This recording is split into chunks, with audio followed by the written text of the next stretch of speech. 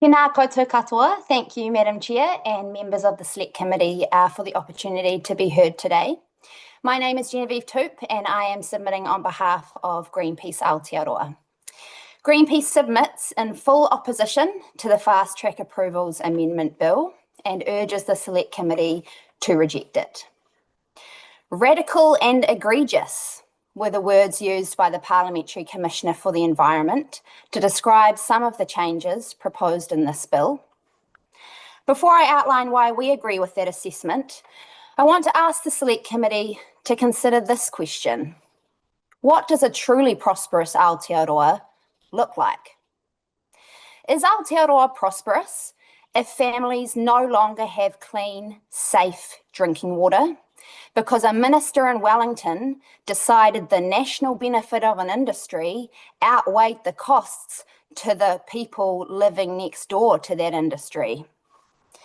Is Aotearoa prosperous if our children can no longer swim in rivers that run clear, but instead must watch them turn orange and poisoned by acid mine drainage? If ancient, irreplaceable forests and ecosystems fall silent, while Australian mining corporations like Bathurst Resources dig up climate-killing coal and leave devastated landscapes behind? Is Aotearoa prosperous if the profits of offshore mining companies and their billionaire shareholders are allowed to steamroll over our democratic rights?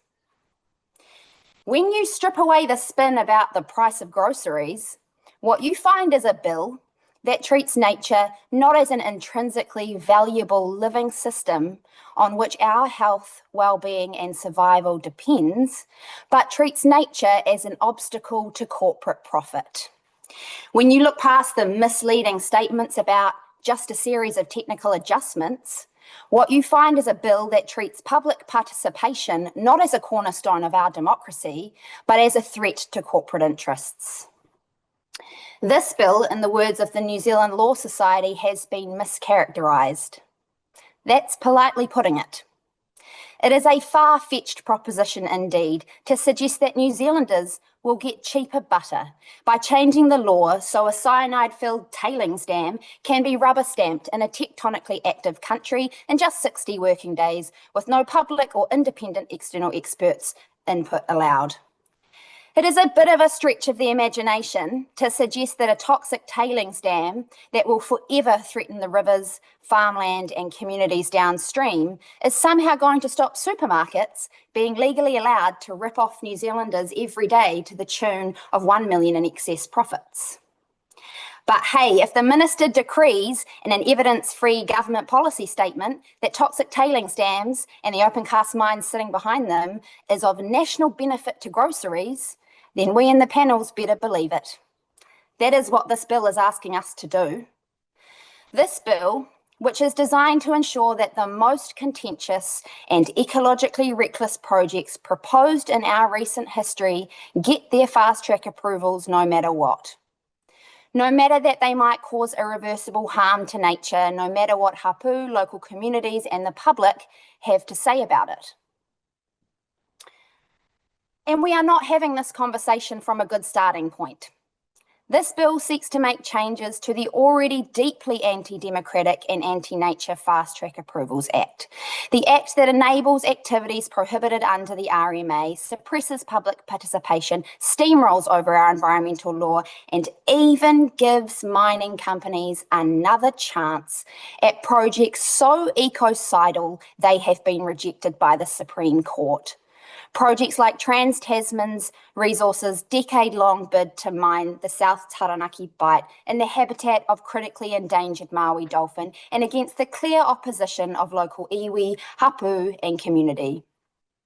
So to some of the most egregious changes proposed to this already egregious act. The love letter clause. Clause 5 would give ministers the power to, by decree, declare a group of projects beneficial by writing what is essentially a love letter to them, called here in the bill, government policy statements. As the PCE noted, these statements have no guardrails. They don't need to contain evidence. They don't require public consultation. They don't have to mention environmental damage, the costs, or the impacts on treaty rights. Clause 48 then goes further by allowing the Minister to direct the EPA on how to do its job. These clauses strip away independence and put political interference right at the heart of the process. They are an attempt by ministers to claw back some of the power the public forced them to rescind in the original Act.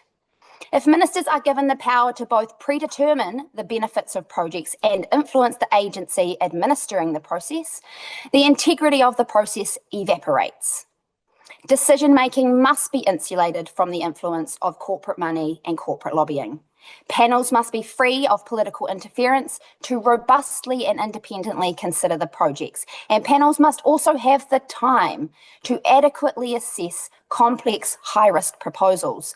Yet this bill proposes to slash the time available for panels and give them just 60 working days to assess the projects, which is an unworkable timeframe for large, complex proposals with potentially unforeseen severe and long-term environmental impacts.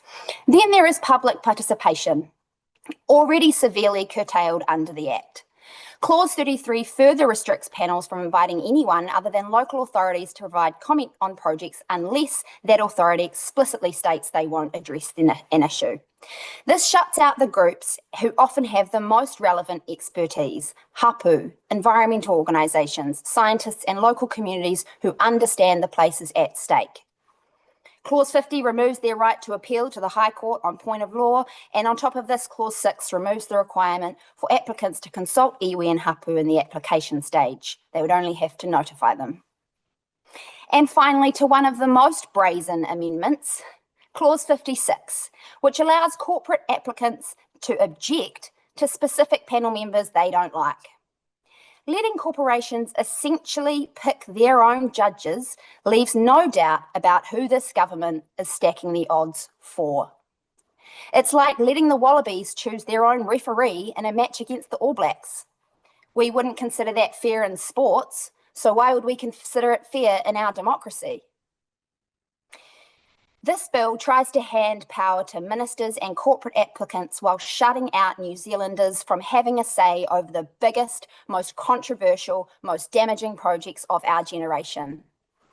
You might recommend this bill be passed. You might be comfortable further suppressing the public and steamrolling our environmental laws to give formal consent to ecologically reckless projects.